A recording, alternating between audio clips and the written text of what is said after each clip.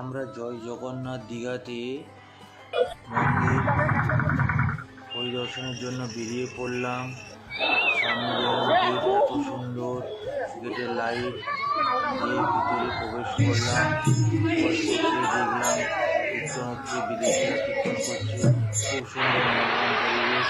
তারপরে জগন্নাথ ঠাকুরের দর্শন, নারায়ণ ঠাকুরের দর্শন করে সেলফি নিলাম। সেলফি নেওয়ার পরে ভিতরে মন্দিরের কারুকার্য খুব সুন্দর। তারপরে আমরা এগিয়ে যাচ্ছি, এগিয়ে যেতে যেতে এত সুন্দর কারুকার্য মন্দিরের পরিবেশ। তারপরে জগন্নাথ ঠাকুরের দর্শন করলাম, জগন্নাথ সুভদ্রা বলরাম চালু দেখলাম।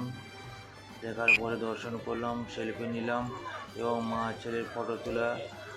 ভিতরের পরিবেশ এত মনোরম, কি সুন্দর। মন্দিরের চারপাশটা ঘুরে দেখলাম।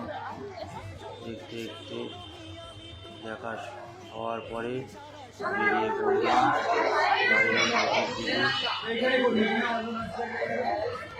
বাইরের পথে বেরিয়ে